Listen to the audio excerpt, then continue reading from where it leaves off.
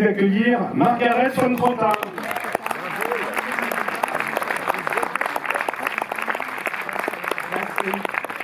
Merci beaucoup. Et le distributeur du film, Serge Fendrikov de Splendor Film.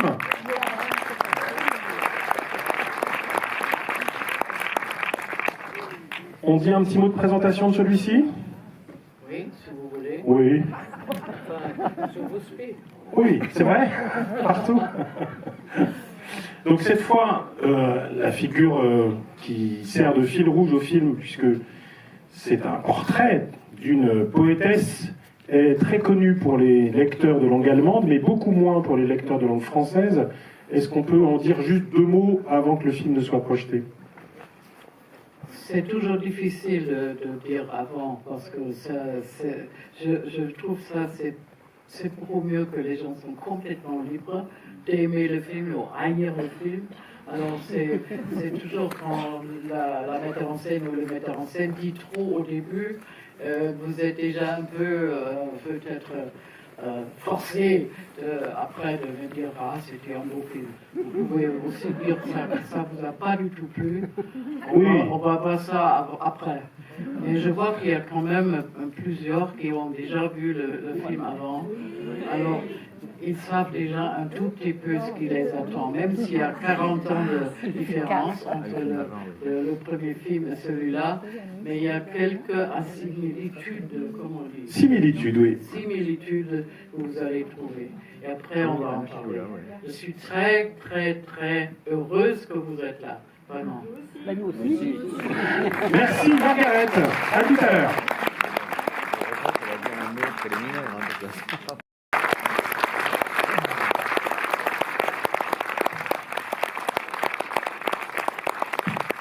Margaret von Trotta. Laissez-moi. Alors, avant de passer la parole à la salle, on va poser 2-3 questions sur l'origine du film, parce que l'idée première de ce film-là, c'est une idée des producteurs, notamment Amour Fou. Qu'est-ce qui fait qu'à un moment, alors que l'idée n'est pas de soi, on se dit « Ah oui, c'est une bonne idée. En fait, j'ai envie de faire cette biographie filmée. » Je ne sais pas comment on l'appelait, mais... Souvent, avec mes films, surtout que j'ai fait sur des personnes connues comme Hannah Arendt ou Rosa Luxembourg, par exemple, c'était Fassbinder qui voulait faire le film. Après, seulement, c'est le producteur qui est venu vers moi. J'ai toujours un peu peur parce que je ne suis pas très sûre de moi-même. Alors, je ne dis pas, ouais, non, j'ai toujours un peu peur de ces personnages, d'être pas vraiment adapte à leur rendre vraiment l'honneur qu'ils doivent avoir. Et là, c'est le producteur de Suisse, Max Frisch c'est Suisse, le producteur d'Autriche, Ingeborg Bachmann est autrichienne, qui sont venus vers moi, ils m'ont dit, est-ce que tu ne veux pas, etc. Alors j'ai dit, laissez-moi réfléchir, et j'ai vraiment, Ingeborg Bachmann, je la connais de l'école, on a lu ses poésies, j'étais déjà très, très admirant devant elle, mais c'est quand même de faire un film sur une personne que vous admirez, c'est autre chose. Alors après un an, j'ai dit oui, je vais essayer. Un an de réflexion. Je vais essayer. Mais j'ai lu tout, tout ce que j'ai trouvé, et puis après, je me suis décidée. Ce que tu n'as pas dit là, c'est que tu l'as rencontré aussi, Ingeborg Bachmann. Oui, mais à la fin de sa vie, c'était un an avant sa mort, et elle était déjà... Je l'ai rencontrée chez le compositeur que vous voyez dans le film, Hans-Werner Henze. Il avait une maison en dehors de Rome, et ils étaient jusqu'à la fin de sa vie à elle, et ils étaient très amis. Alors je l'ai rencontrée là, c'était pas prévu. Tout d'un coup, elle était là, mais elle était déjà un peu... Oui, faible. Elle n'a pas pris vraiment j'ai pas eu l'occasion de vraiment parler avec elle.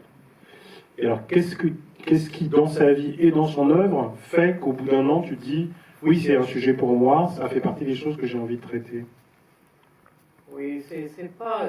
Il n'y a pas un moment où je dis, ah, je vais le faire. Non, ça vient comme ça. Et puis il y a des scènes qui te viennent à l'esprit. Et puis surtout, j'ai vu Vicky Krieps dans un film Phantom Thread. De Paul Thomas Anderson. Oui, et je l'ai adoré. Et j'ai dit, si elle le fait avec moi, je fais le film. Et c'est drôle parce que moi, je l'avais déjà dans ma tête. Et elle m'a écrit, sans savoir que je l'avais déjà comme idée, elle m'a écrit une lettre en disant, je veux absolument jouer ce rôle. Donc ça, c'était l'idéal, non? Pour un metteur en scène qu'une actrice te demande de jouer le rôle que tu avais déjà dans ta tête. Hein? Alors après, tu choisis donc de te concentrer sur 6 années de la vie de Ingeborg Bachmann. Oui, non, parce que j'aime pas les films de la naissance jusqu'à la mort. Je trouve que c'est des biopics qui sont ennuyeux pour moi. Alors il faut toujours, pour moi, il faut trouver un moment dans leur vie qui, pour moi, est fondamental. Et là, bien sûr, pour moi, c'était Max Frisch. Et après, c'est la période où elle a souffert beaucoup, jusqu'à ce que ce jeune homme la demande d'aller avec lui dans le désert. Et là, elle s'est guérie. Elle a trouvé un moment de guérir. Où elle a cru, à la fin, elle a vraiment cru qu'elle est guérie, ce qui n'était pas vrai. Avec un certain temps, elle a recadé, comme on dit. Oui. Replonger. Oui. Une fois que tu définis cette période-là de 6 ans, un des enjeux, c'est de briser la chronologie, puisque le film ne la respecte pas, et de faire des systèmes d'aller-retour. Non, j'avais un problème parce que normalement, je me base aussi pour Hannah Arendt, pour Rosa Luxemburg, sur les lettres. Parce que je trouve qu'on peut connaître une personne à travers ses lettres. Parce qu'on écrit, à toi j'écris d'une autre manière qu'à ma mère ou à mon amant ou à d'autres. Non, c'est vraiment, on écrit pas toujours dans le même style et dans la même attitude. Et quand on lit les lettres, on a comme un mosaïque de la personne. Et là, j'ai lu les lettres avec Celan, j'ai lu les lettres avec Hensel, avec Enzensberger, etc. Mais on m'a pas, parce que la correspondance entre Max Frisch et elle n'était pas encore parue. J'ai demandé à l'édition, à la maison d'édition et aux éditeurs, ils m'ont pas permis parce qu'ils avaient peur que moi Tu utilises ces lettres? Oui, mais je suis la première. Alors, le film vient en premier, alors le livre. Ils voulaient faire le scoop avec le livre. Alors, ils ne m'ont pas permis de lire les lettres. Et j'avais un peu peur si je ne comprends pas tout ce qui était entre les deux, que je fais des fautes. Alors, j'ai trouvé un livre que le jeune homme qui est allé avec elle au désert, il avait écrit aussi un livre sur ce voyage. Quand j'ai trouvé ça, et j'ai trouvé tellement de choses là-dedans qui m'ont aussi intéressée, j'ai pensé ça, c'est ma solution. Je peux commencer avec ça et seulement montrer les choses entre Max Frisch et elle que je savais qui sont passées. Et je crois que c'est même les éditeurs m'ont sauvé de faire un film comme ça, du début à la fin. C'est un peu aussi un peu ennuyeux. Oui. Ça peut être ennuyeux. Et là, d'avoir la possibilité d'aller venir, et surtout parce que le film en allemand s'appelle Ingeborg Bachmann, Le voyage au désert. Et pour moi, c'était 2 voyages au désert. C'était le vrai voyage au désert avec le jeune homme, mais le voyage avec Frisch, c'était aussi, en quelque sorte, un voyage au désert. Ça commence dans le bonheur, et pour vous, ça va, c'est le désert des sentiments.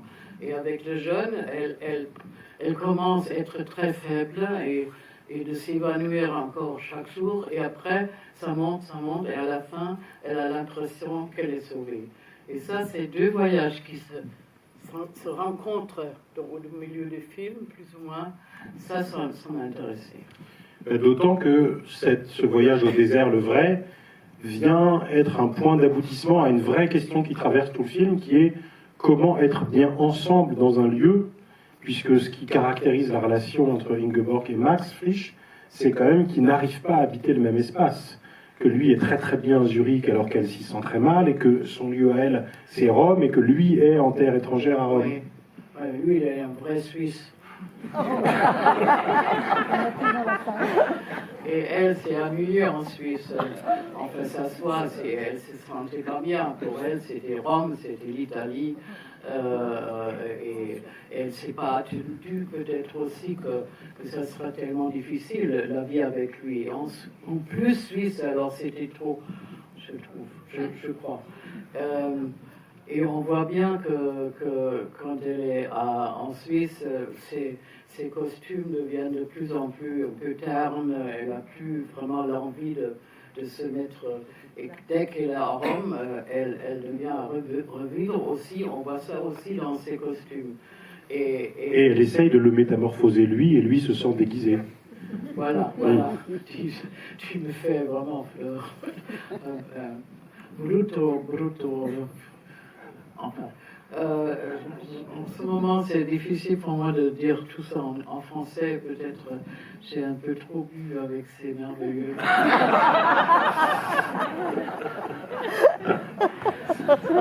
Non, mais on me demande quelquefois pourquoi elle est tellement bien habillée, non? Tellement ses costumes sont très beaux. Mais pourquoi on connaît qui connaît la vie d'elle? On connaît bien sûr aussi les photographies, mais c'était tous des photographies en noir et blanc.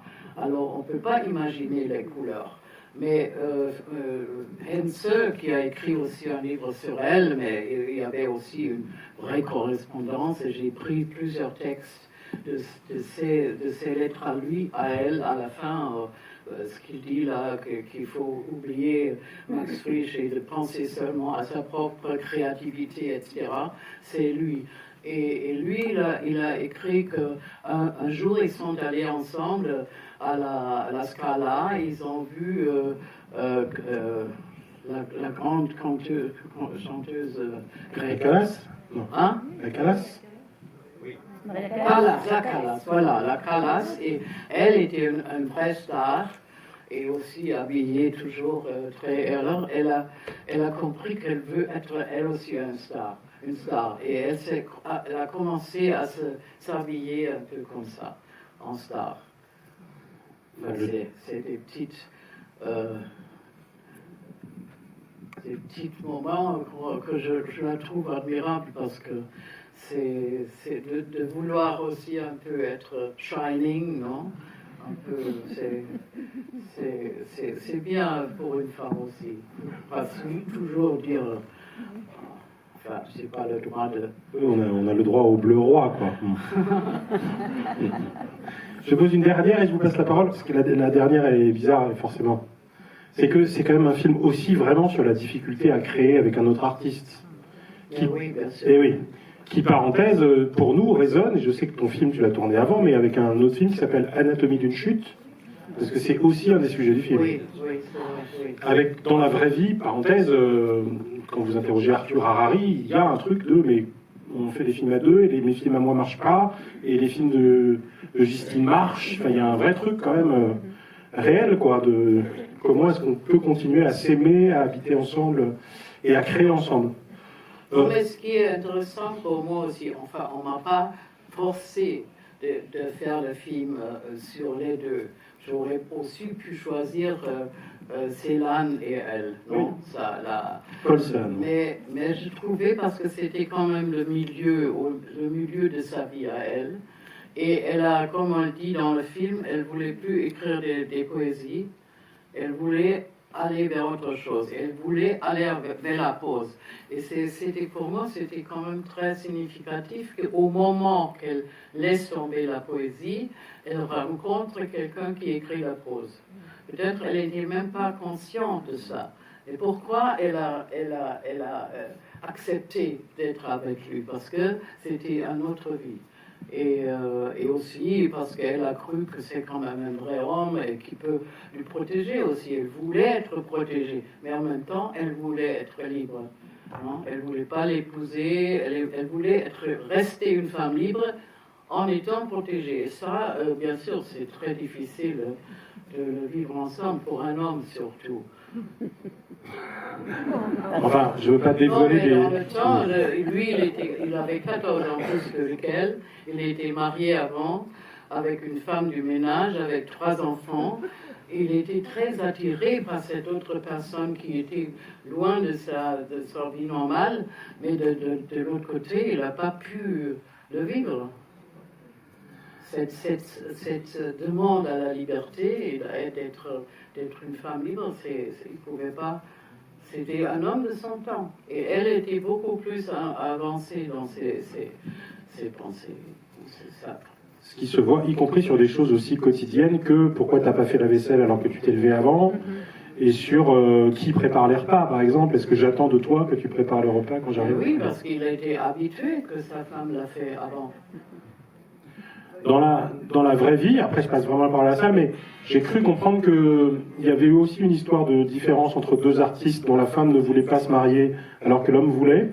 Et c'est pas dans le film, c'est dans la vie de Margaret von Trotta. Non, ça maintenant, c'est pas... Non, mais en transparence dans ce film, on lit aussi probablement des choses, ou on projette des choses sur ton rapport à... Mais c'est toujours que, quand on écrit des scénarios soi-même, c'est toujours, bien sûr, une certaine part de toi-même qui est dedans. Tu ne peux pas éviter d'avoir ta vie à toi et ne pas la mettre d'une certaine façon aussi dans les scénarios. Quand on les écrit seul, si j'écris avec d'autres, peut-être c'est pas tellement le cas, mais là, j'ai écrit... vraiment toute seule. Mais c'est toi tout à l'heure qui a parlé de ton histoire avec Volker Stondorf. Oui, mais... non, mais j'arrête là. Et je précise que du coup, ça fait partie des couches possibles du film, mais on peut penser à d'autres couples d'artistes. Moi, j'ai beaucoup pensé à Marguerite Duras et Yann Andrea, par exemple, avec le jeune homme qui vient pour l'interviewer, qui en fait sait tout d'elle et tout ça. Il y a un truc de cet ordre-là. Et puis sur la question du vampirisme, enfin, comment les artistes ou les écrivains peuvent... Elle était, comme on le voit dans la scène où c'est vraiment il se bagarre, lui, il était dépendant de ce qu'il a vécu, ce qu'il a vu, ce qu'il a vu les autres. Il prenait sa richesse, c'était d'observer, de voir les autres vivre. Et puis, bien sûr, il a aussi ajouté des choses seulement à soi. Mais elle était sur le langage. Elle n'a jamais fait un portrait de quelqu'un, non, c'était sur le langage. Et là, elle s'est battue toute sa vie pour trouver les mots justes. Si on voit ces manuscrits qu'elle a laissés après sa mort, mais mon Dieu, combien elle a travaillé sur une phrase pour trouver vraiment l'expression juste. C'est 2 formes d'écriture totalement différentes. Et qu'elle s'est vraiment défendue d'être de ses protagonistes dans un de ses romans, elle voulait pas ça. D'ailleurs, il lui dit, j'arrive plus à écrire maintenant, dès que je pose un mot, j'hésite et j'ai envie de le remplacer par un autre. Et elle lui répond, mais c'est ça écrire en fait. Voilà, c'est ça. C'est deux idées de la littérature complètement différentes. Qui pose la première question? Oui. Par pareil, je vais venir là et après je vous rejoins. Oui, alors c'est peut-être... moi j'ai pensé à Malina, avec Isabelle Huppert. Voilà, je voulais juste savoir si vous aviez, j'imagine, travaillé avec ce film. Et, le film, oui. Ouais. Bien sûr, mais j'ai pas. C'est un film tellement Voilà, différent et c'est Malina, c'est son premier, le seul roman, disons, seule prose en forme de roman qu'elle a écrit. Et là, bien sûr, Bernard Schröter, il a eu tout à fait une autre approche. Non. Bonjour.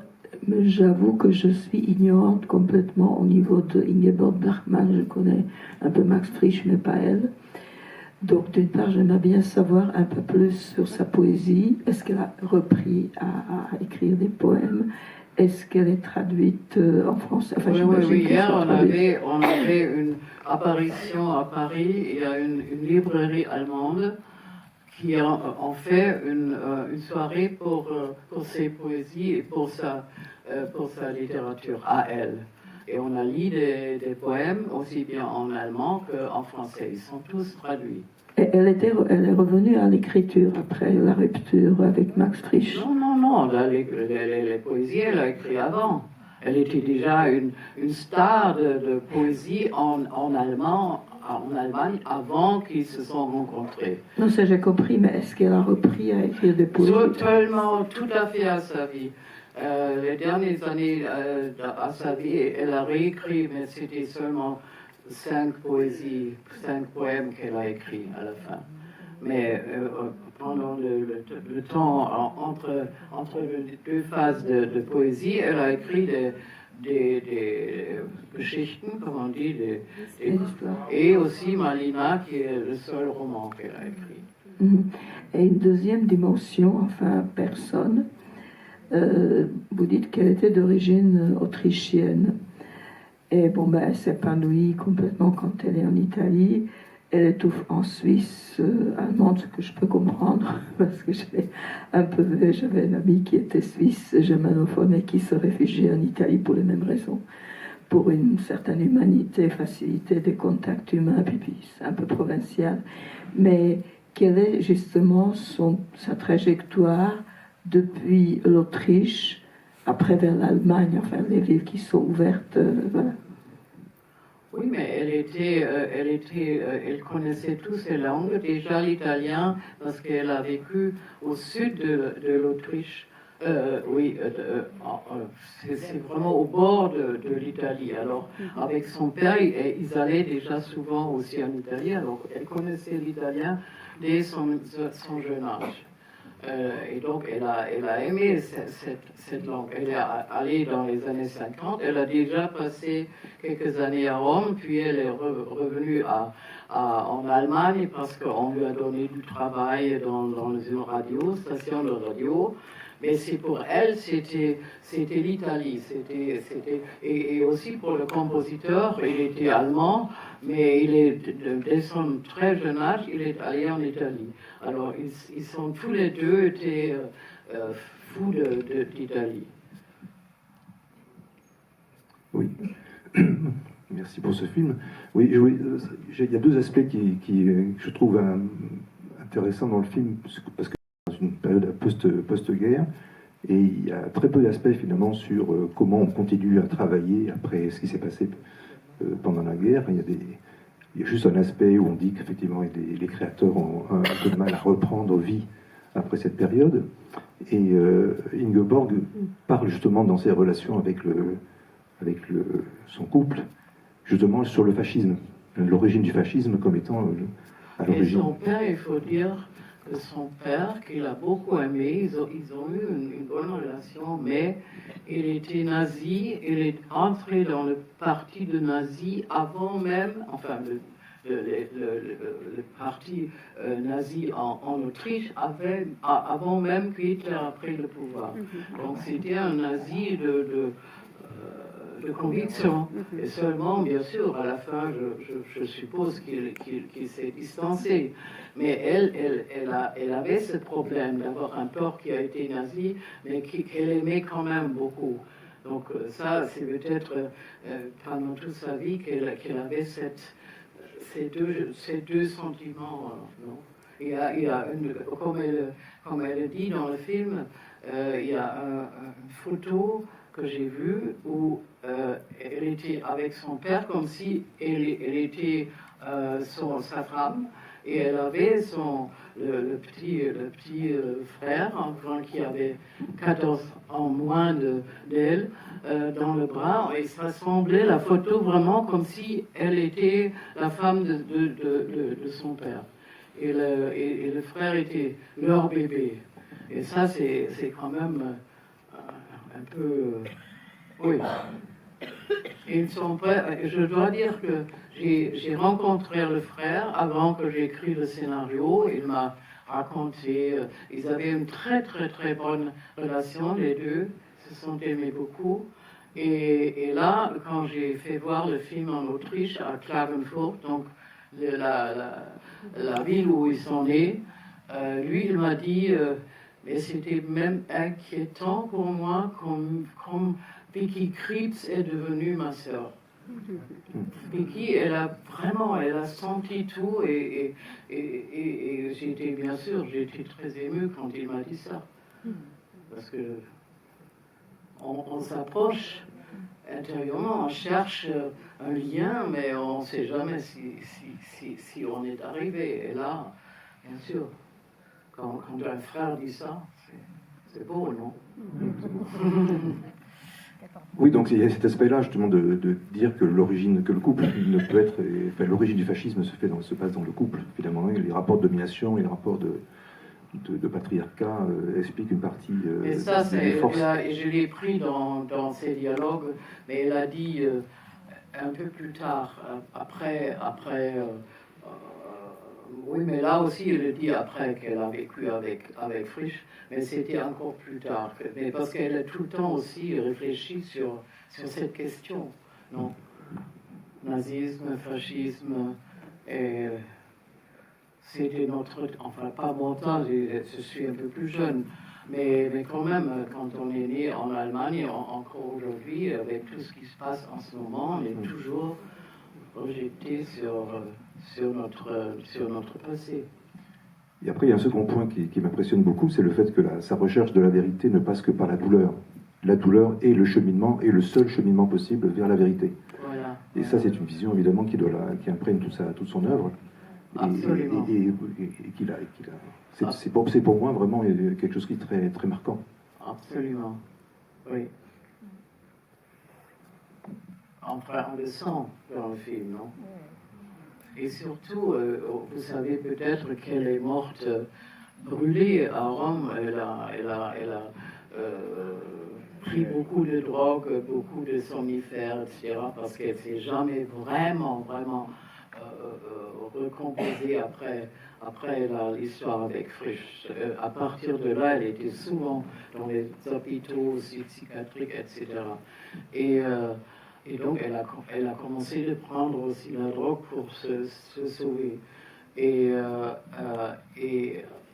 là, dans le film, on voit de temps en temps déjà le feu, non? L'annonce de la cigarette qui et toujours, et aussi quand la chandelle tombe dans son... Et ça, c'est le jeune homme qui le décrit dans son livre sur elle. Et il était même très, très un peu ahuri qu'elle avait une expression même de jouir de ça. Non, alors j'ai mis de temps en temps des petits points de feu, et c'est quand même, elle a brûlé vraiment le journal de Max Frisch. Elle brûle, et après elle brûle elle-même. Elle s'est brûlée qu'elle est morte là. Non, c'est tout des associations dans le film qu'on peut, quand on sait sa fin à elle, on peut voir que c'est... Mais toi, tu ne voulais pas l'inclure, cette fin, dans le film? Comment? Tu ne voulais pas l'inclure, cette fin, dans le film? Non, terrible. Parce que c'est infilmable. Non, c'est infilmable, mais ça devient vulgaire, je trouve. On peut pas se mêler de la mort de cette façon. Et vous trouvez que j'aurais dû le mettre? Non. Oui. Moi, je vous ai... je suis là. Là, premier rang. Là. Je vous ai vu tout à l'heure. Je vous ai vu tout à l'heure dans le couloir pour vous remercier. J'étais très très touchée par le premier film, et je me suis dit comment je vais être autant touchée par le second, parce que quand on est touché par un film, c'est compliqué après à la suite. Et aussi de l'émotion. Oui. Et je voulais vous dire que je suis aussi très très touchée par le second. Il y a 40 ans. C'est ça, il y a 40 ans, mais quelle fraîcheur. Enfin, je veux dire, la fraîcheur du premier, enfin, vous avez la même fraîcheur maintenant pour avoir fait celui-là, quoi. Enfin, Franchement, c'est fabuleux. Ouais. Merci. J'espère que la fraîcheur, je l'aurai encore en quelques années. Ouais, oui. Peut-être dans 40 ans, enfin. Et alors, moi, je suis toujours touchée. La couleur, c'est quelque chose qui me parle beaucoup. Et dans l'ami, la couleur, elle est aussi fabuleuse. C'est-à-dire que avant de se rencontrer, elles sont ternes, effacées toutes les deux. Leur rencontre amicale, moi, on peut même parler de rencontre amoureuse, fait qu'elles sont lumineuses quand elles sont ensemble, quand elles sont joyeuses. Elles portent des couleurs vives, notamment quand elles vont en Égypte, où là c'est flamboyant. Et après, dans ce second film, c'est pareil, c'est-à-dire qu'avec Max, où elle est toujours éteinte, sauf à la première rencontre, et là où elle est magnifique, en rose, amusante, etc., où il y a une lueur d'espoir, elle dit c'est peut-être le bon, mais nous, en tant que spectateurs, enfin je vais parler de moi, dès le départ, je me suis dit, ce mec, il correspond pas, quoi. Moi, dès le départ, je me dis, non, mais c'est pas, ça va pas, quoi, ça colle pas. Et voilà. Et après, à chaque fois qu'elle est avec lui, elle est terne et effacée, et à chaque fois, et ce que vous avez mis aussi en valeur, quand elle est soit à Rome, soit dans le désert, où elle est flamboyante, où elle est libre de son corps, avec des couleurs chatoyantes. Donc voilà, moi j'étais particulièrement sensible à ça et je voulais vous remercier. Mais vous voyez, on peut raconter aussi une histoire à travers les lumières, les costumes et tout, même sans expliquer trop en rentrant. Puisqu'on parle de sa liberté dans le désert, les deux scènes les plus extrêmes, c'est-à-dire la scène où elle se fait enterrer, ensablée, que d'ailleurs tu raccordes très bien avec la question de la chaleur, dans une autre temporalité juste avant, et boum, on raccorde sur le soleil qui la plombe là, puisqu'elle a demandé à être ensevelie là, et la scène de liberté sexuelle qui lui permet de dépasser son cadre bourgeois, ça vient aussi du récit biographique, ou c'est des choses que toi tu as inventées pour incarner ce moment de liberté? Non, c'est le récit du jeune homme qui est allé avec elle dans le désert. Et elle, à part, elle a aussi écrit un récit où elle décrit le voyage dans le désert, mais là, elle prend son frère. Dans le récit, c'est son frère qui va avec elle. Et le vrai voyage, elle a fait avec ce jeune homme de Vienne. Et sûrement, vous avez aussi remarqué, parce que Max Frisch, à un certain moment donné, il lui lit un passage de son livre, d'un livre de lui, et il parle aussi du désert. Et elle dit, j'ai jamais été au désert, et il dit, je vais te la montrer, je vais te montrer le désert. Et puis, il ne le fait pas parce qu'il se sépare. Et quand le jeune homme, parce que c'est quand même surprenant, qu'elle dit tout de suite lui-même, il est complètement surpris de cette réponse si vite. Mais parce que au moment, elle pense, lui, il m'a promis d'aller avec lui au désert, maintenant il y a le jeune, maintenant je vais au désert, et je vais voir le désert. Sans lui, mais avec... Et ça, bien sûr, c'est des petites choses, mais vous avez sûrement remarqué. Mais oui. Juste le désert, c'était dans quel pays? Non, mais c'est tourné en Jordanie. Dans la réalité, ils sont allés tout à fait au sud de l'Égypte, au Soudan, mais là, bien sûr, on ne peut pas filmer. Oui, bien sûr. On voulait aller, au début, on a pensé au Maroc, mais c'était la fin du Covid, alors ils nous ont pas laissé entrer. Et alors, c'est la Jordanie, et c'est le Wadi Rum, où on a tourné Lawrence of Arabia. Ça, c'était, vous avez sûrement vu le film. Avec Omar Sharif, c'est rappelé dans le film. Et c'est pour ça qu'elle parle toujours de Omar Sharif. C'est des petites allusions que peut-être on comprend ou on ne comprend pas. D'ailleurs, tu as tourné dans 6 pays différents, ce film. C'est ça? Oui. Enfin, on a commencé, et ça, c'était pas parce que l'histoire était basé sur tous les. C'était un must pour la production. Parce que si on prend de l'argent d'un pays, il faut filmer là. Et ça, au début, c'était pas comme ça. Maintenant, c'est terrible. C'est vraiment terrible. Avec 50 personnes, on est allé d'un pays à l'autre. Et dans chaque pays, on avait d'autres personnes autour qui nous ont aidés. Et donc, l'appartement de Rome, on a filmé à Luxembourg, dans les studios. On était seulement 2 jours à Rome, seulement pour les extérieurs. Tout le reste, on a filmé un peu dans tous ces 4 pays. Oui.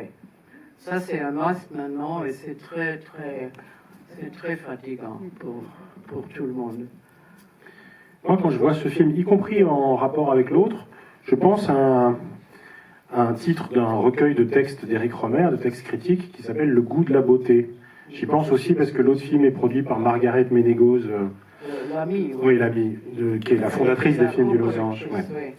Et Le goût de la beauté, pour moi, ça singularise quand même vraiment l'aspiration du film, c'est-à-dire de ne pas se priver des plus belles musiques, des plus beaux paysages, des plus beaux textes. J'allais dire, en se foutant un tout petit peu de la mode ou d'une certaine tendance du cinéma qui peut être plus réaliste ou misérabiliste. Et je veux bien que tu nous parles de ce choix-là, d'être à ce point ancré dans la beauté, parce que ce qui me frappe, c'est qu'à partir de ce préalable, c'est-à-dire de s'octroyer le droit à la beauté et de faire tendre tous les arts pour les faire dialoguer, en fait, on pourrait être sur un film un peu glacé, un peu...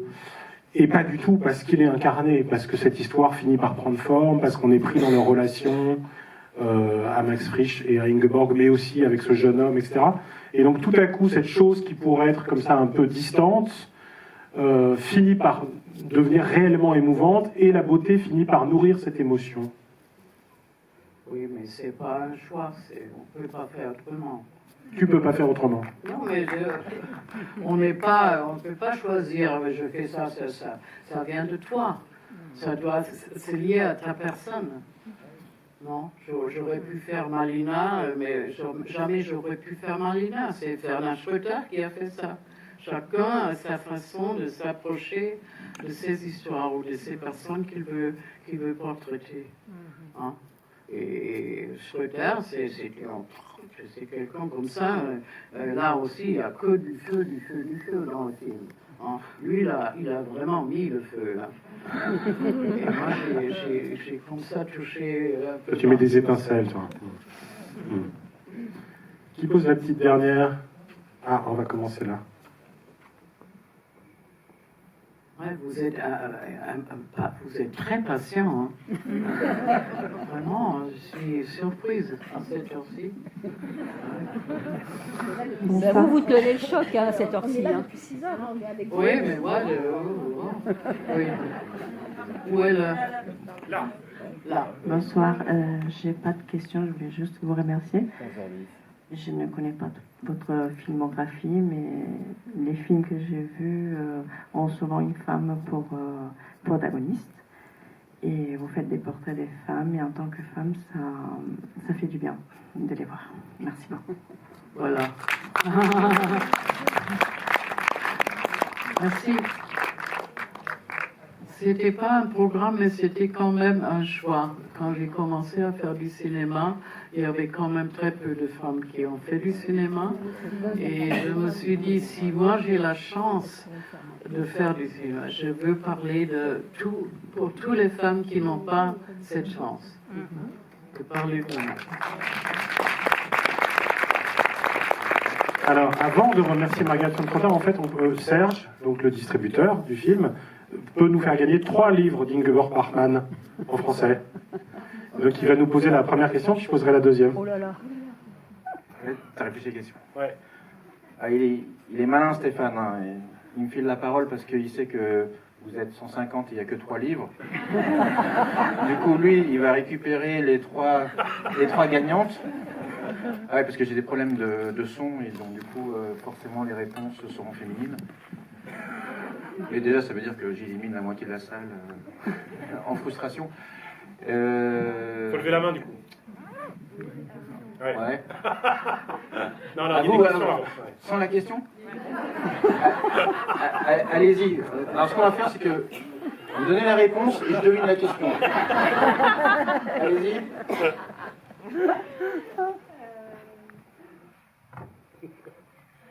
Bonne réponse. Voilà. Vous voulez pas le jouer? L'année de naissance d'Ingeborg Bergman? Ah bah faut lever la main. Ah, il faut lever la main. Ouais, c'est venu du fond là-bas. Je crois qu'elle a gagné quand même. Ne vous battez pas, hein. C'était mal parce que c'est au dernier rang. Bah, vous viendrez le dire, de toute façon, vous êtes obligé de descendre. C'est Béatrice, tout va bien, je vois. Je prends le livre. Vas-y, deuxième question. Ah non, mais vas-y, non, mais tu les maîtrises. Ah, je maîtrise les questions. Avoir le titre du livre? Absolument, ça s'appelle... Absolument, parce que c'est la question. Alors ça, si personne ne le gagne, je le garde. 3 sentiers vers le lac. Donc c'est des nouvelles. Hein. Ça a été adapté en fait à la télé autrichienne par en 1976. Moi, je l'ai pas vu. Personne ne peut savoir. Tu vas te faire engueuler avec tes questions trop dures. C'est ressorti en France en octobre dernier. Hein? C'est même passé au Méliès. Enfin, non, pas sous ce titre. C'est quoi le titre? C'est passé sous le titre 3 chemins vers le lac. C'est pas Michael Haneke? Bien. Qu'est-ce qu'elle a dit? Waouh! C'était Haneke la réponse. On est ici pour apprendre. Hein. Et la dernière? Tu l'avais passé ça? Oui, bien sûr. L'actrice avec laquelle Margaret a tourné le plus. Qui c'est? Attendez. Qui c'est qui a dit Anna Chigula? Levez tous la main. J'avais perdu. Vous avez perdu. Un seul film que je fais avec. Ouais, mais c'est pour ça, c'est parce qu'on aime trop. Elle a fait un seul film avec Anna Chigula. Qui est? Donc. Angela Winkler. Presque. Ah bah, je vais pas tricher avec vous. Bah alors. Ça va. Trop compliqué pour eux. Hannah Arendt. Qui a fait Hannah Arendt? Oui, c'est.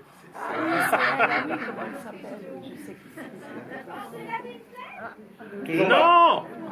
Mais arrêtez d'insister, bon sang. Bah, c'est une actrice.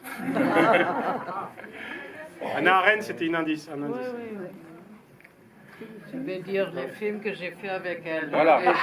Les années de plomb, j'ai fait avec elle. C'était Jutta Lampe et Barbara Soukova. Ah, elle a gagné. Voilà. J'ai fait Sans tricher, hein. 7 films avec Barbara Soukova. Avec Hannah, j'ai fait un. Avec Vicky, j'ai fait un jusqu'à maintenant. Je voudrais bien faire un 12e. Mais c'est quand même, elle a fait Rosa Luxembourg, Les années de plomb, Hildegard von Bingen, donc le film n'est pas passé. Hannah Arendt et d'autres que vous n'avez pas vus. Mais quand même, Barbara Soukova, c'est un nom. Elle a aussi fait avec Fassbinder un film. J'ai voulu vous rappeler. Enfin, bon. Donc, C'est le moment de remercier. Parce qu'elle est mon actrice préférée. Merci beaucoup, Margaret von Trotta. Bonne soirée à toutes et tous. On se revoit après un petit festival du sud de la France.